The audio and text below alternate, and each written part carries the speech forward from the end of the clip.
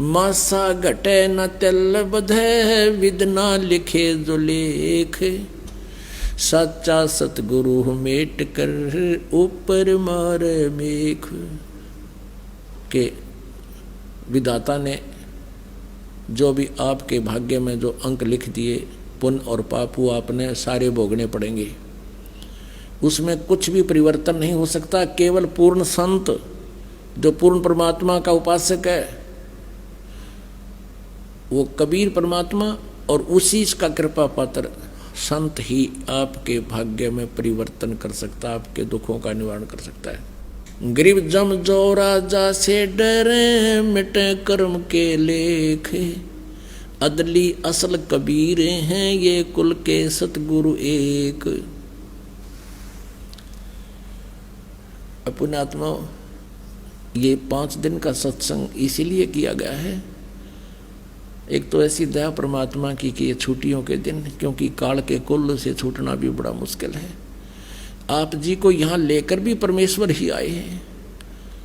आप परमात्मा की लीला से जब परिचित हो जाओगे बच्चों, आप रोया करोगे रजाई में मुंह दे के, आखिर भगवान आप इतने दयालु, हम तो कति नालायक थे। हम तो उस काल के सांग न फाइनल मान रहे थे, या यो कार या कोठी या फैक्ट्री या मेरी 1 मिनट में मृत्यु हो जाती है, फिर कहाँ है ये मेरी। ये आंख खोल दी दाता ना हमारी।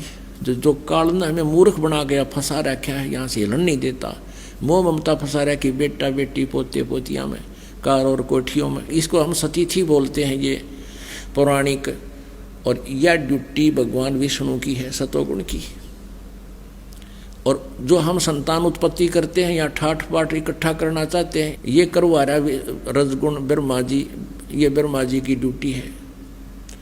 और हमें यह संहार कर रहा है, ये शंकर जी की ड्यूटी है। ये तीनों काल के पुत्र हैं और काल हमें 1 लाख को डेली खा रहा है। पुण्यात्मा, ये ज्ञान समझ में होगा जब आप देखना है।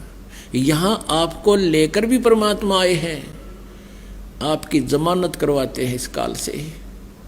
जैसे जेल से जमानत आते जिनकी कैद हो जाती है, उनको जमानत पर और एक विशेष एविडेंस पर छोड़ा जाता है, उसके जमानतियाँ के वो ली जाती है गारंटी, तब उनको छोड़ा जाता है।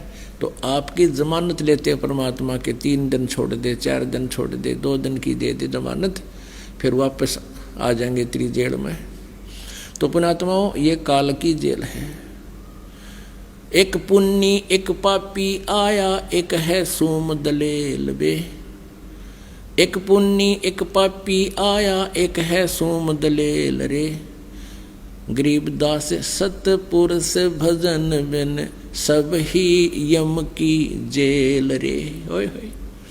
जैसे कोई इज्जत साधना ना करके कोई पुण्य करते हैं, भंडारे करते हैं, पक्षियों को दाने डालते हैं, प्याऊ खुलवा रखी हैं, धर्मशालाएं बनवा रखी हैं, कुएं खुदवा रखे हैं, हैंडपंप बनवा रखे हैं, वो पुण्यकर्मी प्राणी है।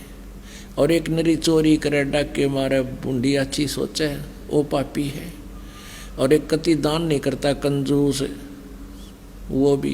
कहते हैं जब तक सत्साधन आपको नहीं मिलेगी, परमात्मा की शरण पूरे संत के माध्यम से नहीं मिलेगी, तो तुम सारे के सारे काल की जेल में ही हो। पुण्यकर्मी प्राणी चला गया स्वर्ग में, और यहाँ पाप भी बराबर होते रहते हैं, पैरेलल। पुण्य अलग लिखे जाते हैं, पाप अलग लिखे जाते हैं, और कोई भी बगैर भोगे वो खत्म नहीं होते। यहाँ का विधान है, और परमात्मा कबीर जी का विधान है, जब ही सतनाम हृदय धरो, भयो पाप को नासे। जैसे चिंगारी अग्नि की, भाई पड़े पुराने घासे। हमारे 3 प्रकार के कर्म बताए हैं। एक संचित कर्म, जो पहले के डिपॉजिट रखे हैं हम धर्मराज के दरबार में, पुण्य और पाप दोनों। तो उन पुण्य और पाप की एवरेज रेशो निकाल कर, जिसके पुण्य गणे हैं तो उसको पुण्य ज़्यादा दे दिए, पाप कम है तो पाप की रेशो कम होगी, तो यहाँ उसको सुख ज़्यादा है, दुख कम। और जिनके पाप ज़्यादा है, पुण्य थोड़े, तो उसको उसी रेशो में पाप और पुण्य मिलाकर आपको जीवन दे दिया, प्रारब्ध बना दिया, वो प्रारब्ध कर्म बन जाता है। तो जिसके पुण्य थोड़े हैं और पाप गणे हैं, तो उस पर कष्ट पे कष्ट, कष्ट पे कष्ट आ रहा है, उसने भोग कई पांडा छूटेगा। और तीसरे क्रियमान कर्म है जो अब हम वर्तमान में कर रहे हैं। इन 3 प्रकार के कर्म हैं। इन तीनों प्रकार के कर्मों का नाश कबीर परमेश्वर ही कर सकता है। अब संचित कर्मों के बारे में परमात्मा क्या कहते हैं और इन सभी पापों के बारे में कि जब ही सतनाम, ये सच्चा नाम हृदय में धराई। सतनाम कोई जाप नहीं है, ये 2 अक्षर का जाप है जो आपको दिया जाता है, जिसमें एक ओम मंत्र है। जब ही सतनाम हृदय धरो भयो पाप को नाश, और मानो चिंगारी अग्नि की, भाई पड़े पुराने घास। जैसे बहुत बड़ा ढेर से लाखों टन पड़ा वो फूस घास, और वो काम का जगह घेर रखा है उसने, तो उसमें एक माचिस की सीख जला कर उसमें लगा दे, सारे ने फूक के और सफा कर देगा। और फिर चलेगी तेज हवा, इधर उधर उसे राख न फेंक के खेतों में और वहाँ साफ कर देगा। तो ऐसे ही परमात्मा का सच्चा नाम आपके हृदय में धरा जाएगा। केवल औपचारिकता से नाम लेने से नहीं, सच्चा समर्पण हो, आन उपासना करे नहीं, मर्यादा में रहे वो प्राणी, तो फिर उसके पापों को ऐसे फूंक देगा भगवान जैसे वो लाखों टन, यानी वो संचित कर्म जो धरे थे ऐसे आग लगा देगा उसमें। तो यहाँ कहते हैं मासा घटे ना तिल बधाए विधना लिखे जो लेख, सच्चा सतगुर मेट कर ऊपर मारा मेघ। गरीबदास जी कहते हैं जम जो राजा से डरे, जम माने काल, जोरा माने मौत, जम जो राजा से डरे मिटे कर्म के लेख। अदली असल कबीर है, अदली माने न्यायकारी, असली न्यायकारी कबीर परमेश्वर हैं। ये कुल के सतगुरु एक, ये कुल मालिक वही है, ये सतगुरु यही हैं। बाकी नकली भी अपने आप को सतगुरु कहने लगे, उनको ज्ञान कति नहीं था। नमस्कार सर। नमस्ते सर। सर क्या नाम है आपका? ओमपाल सिंह। ओमपाल जी आप कहाँ से हैं? न्यू मुल्तान नगर, भोला रोड, मेरठ। सर संत रामपाल जी महाराज से नाम दीक्षा आपने कब ली? 28 मार्च 2013। सर संत रामपाल जी महाराज से नाम दीक्षा लेने से पहले क्या आप कुछ भक्ति साधना भी करते थे? जी हाँ करते थे। हमने नाम लिया हुआ था नंगली से, और हमारी जो ताऊ जी थे वो महात्मा बने हुए हैं हमारी याद से भी पहले, और वहाँ से नाम लेकर हम भक्ति करते थे, लेकिन उससे हमें कोई लाभ नहीं मिला। हमारी जो घरवाली है वो बहुत बीमार रहती थी जो है, और उनसे भी जो है जो भी क्रिया उन्होंने बताई वे भी उनकी असफल रही, उनसे हमें कोई लाभ नहीं मिला। सर फिर आप संत रामपाल जी महाराज की शरण में कैसे आए? हमने संत रामपाल जी महाराज जी का सत्संग देखा, और सत्संग में जो इंटरव्यू दे रहे भगत थे उनकी हमने वार्ता सुनी, और उस वार्ता के अनुसार जो हमारी पोजीशन थी वही पोजीशन हमारी थी जो उन भक्तों की थी, और हम बहुत बाधा से बहुत परेशान थे, और इसी वजह से हम संत रामपाल जी महाराज जी की शरण में गए और नाम दीक्षा ली हमने। सर संत रामपाल जी महाराज से नाम दीक्षा लेने के बाद आपको क्या लाभ प्राप्त हुए? जी हाँ, हमें लाभ प्राप्त हुए, बहुत लाभ प्राप्त हुए। संत रामपाल जी महाराज जी से दीक्षा लेने के बाद में जो है जितना हम गए थे उतना ट्रेन में हम जींद से पहले गाड़ी ट्रेन रुकी थी, उस ट्रेन में से उतर के हमने एक बीड़ी मांग के पी थी, जबकि मैं बहुत बीड़ी पीता था, तम्बाकू भी इस्तेमाल करता था, और कई बीड़ी भी लेटरिन में बैठा हुआ भी जलाता रहता था जो है। तो हमने वो बीड़ी जैसे ही उनसे लेके पी है तो उस बीड़ी ने हमारा ऊपर का हिस्सा जो है सुन्न कर दिया, और हमारे पैर ऐसे लड़खड़ावे लगे जैसे हमने कोई दारू पी ली हो जो है। और हमें ये महसूस हुआ कि आज के बाद में हमें शायद ये बीड़ी भी सूट नहीं होगी जो है, आज के बाद में हम भी इस बीड़ी को हाथ भी नहीं लगाएंगे जो है, संत रामपाल जी की कृपा से जो है। और भी हमें बहुत लाभ हुए। हमारी जो माता थी वो भी पागल हो चुकी थी इन भूत बाधाओं के कारण जो है, और जो भूत बाधाएं हमारी घरवाली को सताती थी वे भी यही कहती थी कि जैसे हमने इसको परेशान करा, पागल करा, ऐसे ही तुझे करेंगे हम जो है। तो हम बाबा मोहन राम का एक भगत था लोनी के अंदर जो है, तो उस भगत से हमने बुझा दिखवाई, तो उस वो भगत एक ऐसा था कि सामने खड़े होते ही ये बता देता था तू फलाने काम से आया है। और उसने हमें क्या बताया कि अगर तुम्हें जो है 7 चौकी भरनी होगी काल खा की जो है।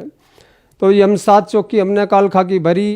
पहली चौकी पे ही काल खा ने जो है हमारे घर वाली को दर्शन दिए और उसको बुखार चढ़ा दिया जो है, जबकि हमें ये भी नहीं पता था कि आज सातय है।